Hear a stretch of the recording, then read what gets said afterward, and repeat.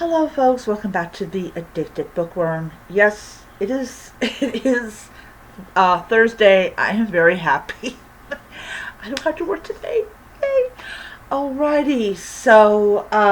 This is my first video for today. Despite the fact is that the last video uploaded, got finished doing its thing after midnight. This is the official first video of the day. And it is a review of the Perfectly Proper Paranormal Museum by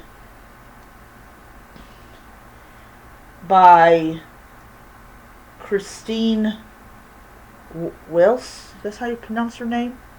I don't quite know how you pronounce her name. Anyways, so I finished that book. I started it last week and I finally got it finished today. So this is the first book in this series, and this was a book that was on my BookBub. So since I decided that I was no longer going to support Amazon by getting all these free books, I switched over to Barnes & Noble because I wanted to see what Barnes & Noble had as far as deals were concerned. And this book popped up, and I wasn't exactly sure if I was going to like it. I'm still kind of on the fence on it as far as liking it's concerned.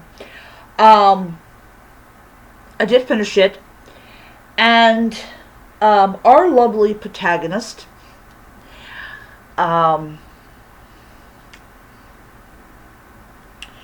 going to just Google it because my brain is not operating today.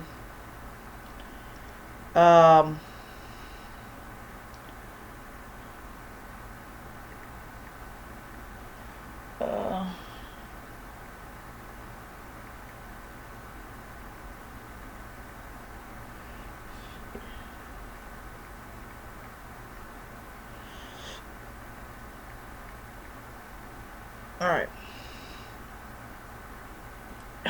I'm Maddie. So it says here, the Perfectly Proper Paranormal Museum Mystery Series.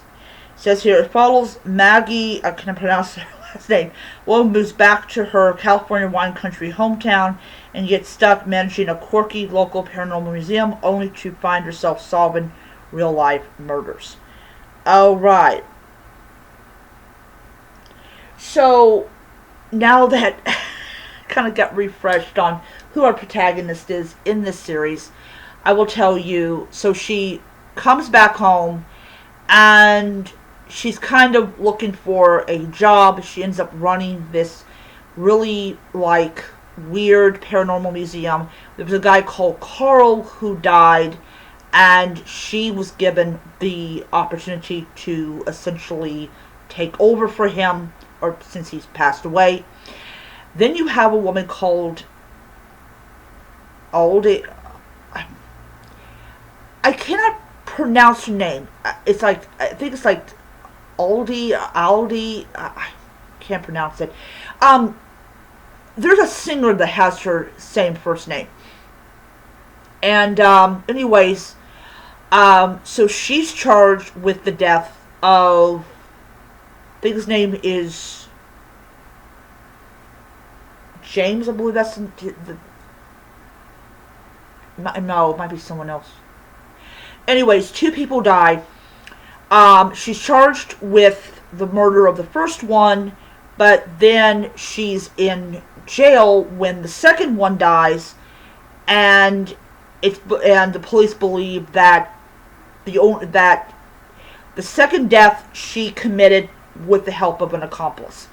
I don't know how they come up with these weird theories, but anyways, so instead of the second murder clearing this woman's name, it further entrenches her into that, yep, you did it. You have an accomplice that helped you kill the second person and everything. And they probably, as soon as this person died, they probably was like, yep, we're going to hit you with a second first degree murder charge. I'm going to say this. I love cozy mysteries. I really do. But sometimes these books really kind of agitate me, because it really kind of depicts police officers as being just absolutely stupid. And there are some dumb officers, but a lot of detectives are very good at their job. Um, so, so she's trying to basically clear this woman's name. And then there's a history between these two families. One's name was Cora. So her family, see here, I'm hoping I'm doing this right. Her family had partnered up with the Donaldson family to have a feed business in the late 1800s. They had a fallen out. I believe Cora's husband Martin was found dead. It was believed that she killed him even though he weighed more than she did, and there was no indication that there was any kind of problems in the marriage. So why would she kill a husband that she was having no issues with? I don't quite understand that. But hey, it was the late 1800s and people were stupid. So not only is she trying to clear her friend's name, but she's also trying to prove that Cora had no hand in her husband's death. It turns out the killer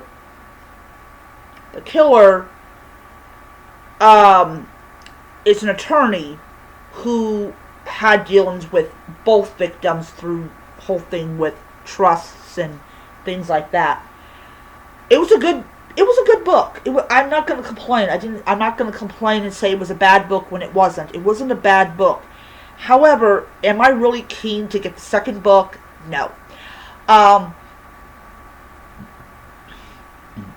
Sorry. I can always pick up the second book at a later date. I don't have to always pick up the next book as soon as I finish the first book or the 9th book or the 11th book or whatever. But I'm just gonna kind of wait a couple months before picking up the second book. I do plan on picking up the second book just in a couple of months. So I did like the cat in the book, GD, or is it? Yeah, I think GD stands for Ghost Detector Cat. So, anyways, the cat has its own thing going on, as most cats do. But I really liked the idea of it being in wine country. I thought wine country's like really cool. But yeah, I mean, like I said, I enjoyed it, but I'm not really in a hurry to get the next book. I may wait until maybe like the new year to pick up the next book. Anyways, that is it.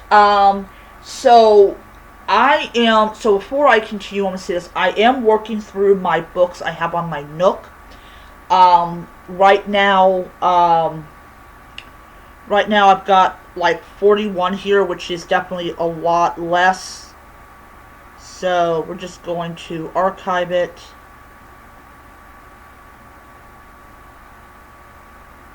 There we go. So now I'm down to 40. But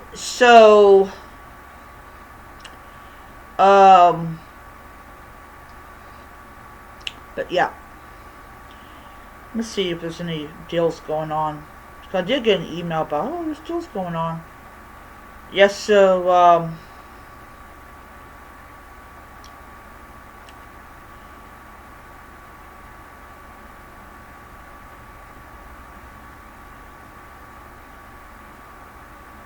oh, that is way too much freaking money. Daily fine, $13.56. That is way too much money to spend on an ebook. Oh, I have it. Never mind. Never mind. I have it already. So, that one was free. Weird.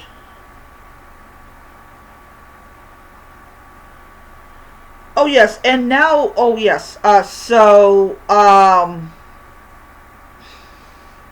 Okay. So, oh,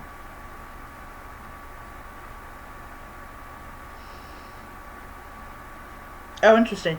So, anyways, apparently Barnes and Noble is trying to get me to spend money on more ebooks because it has people dying in it. It is weird. So yeah, these are like some of the books. Um, these are under $5. Oh, not another Titanic one, please. Not another Titanic one. Um, Shelley McLeod, the corpse at. I think I. What the heck? Al Roker did a freaking book? Seriously, really? Anyways, yeah, Charlotte McLeod. I think I read a book from her, but I forgot what the title was.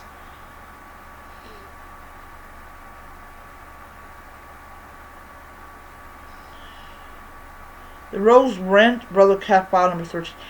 I am not going to get number 13 because I haven't read book two. I read book one. I read book one is Brother Cat File, which is why which is why I did pick up that other Ellis Peters book. The Devil in the Details is $2.99. That's not bad. Um,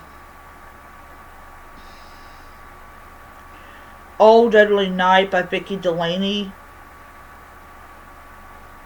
Oh, they have The Curious Case of the Poison Professor for $3.99. That is not bad. I may go ahead and pick that up.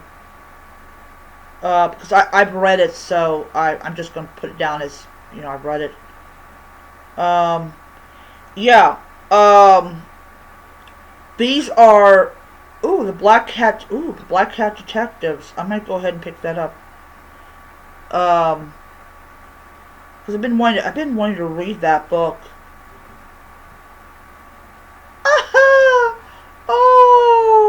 Oh, it's $1.99. It's a kitties. Oh. I'm sorry. I'm gonna tell you something. I will be absolutely honest. This is why I like Barnes and Noble better than Amazon. Um, I know some people say I cannot believe I'm about ready to do that. I'm about ready to do that because that's how I am.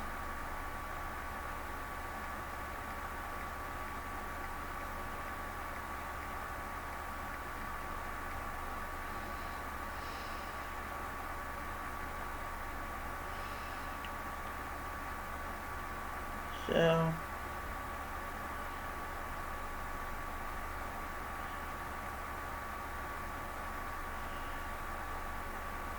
I can't help it. Alright, so if you guys want to know how easy is it to get a book from Barnes & Noble, so you press that button. So let's say, for instance, you wanted to purchase a book and say it's like, I don't know, I'm going out the about, I don't know, $8 or something. You would do that. So this is the window that pops up. Then you just press confirm, and it will tell you right away if I went through it. There you go. I couldn't help myself. I could not help myself. Oh man, but yeah, I'm bad. I'm bad when it comes to it, but yeah, it's these are all, like I said, these are all books that you can get like really cheap.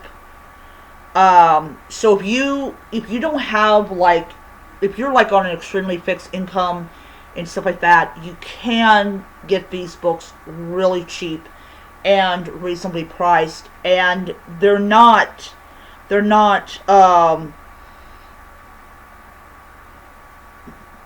sorry, they're not from authors you don't know. Now, maybe there's authors that you you may not know, but most of them you would know.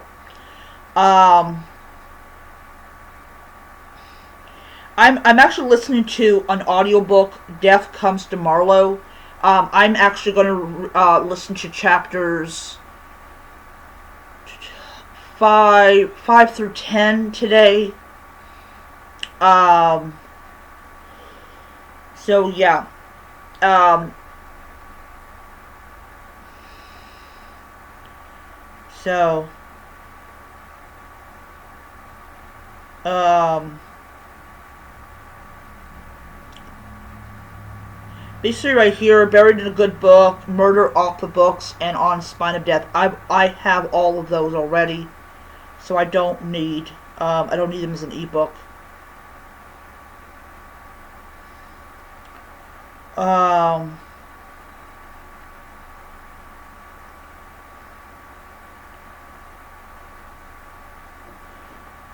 so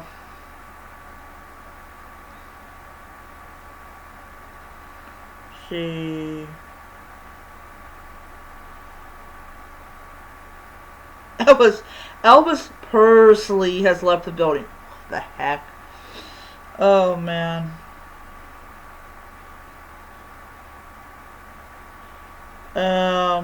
The ghost in my hotel. What the heck? They just have some really good books in here that you can get very, very cheap. Um, Calypso, Corpses and Cooking, Shot of the Dark, A Lighthouse, Library, The Last Word. Yeah, these are like $1.99. Yeah. Um, Gretchen Rue has only published 3 books, and she published this one, I believe it was last year or 2 years ago. So I don't quite know what's going on with her. The Deep End purchase. If you purchase a book, I'm gonna do a whole video on like the Barnes and Noble thing because this is just. So I'm just gonna go ahead and do that because just the difference between Barnes and Noble and Amazon, just for people's okay, we get to the bottom of it. Or I'm gonna do that in the next video.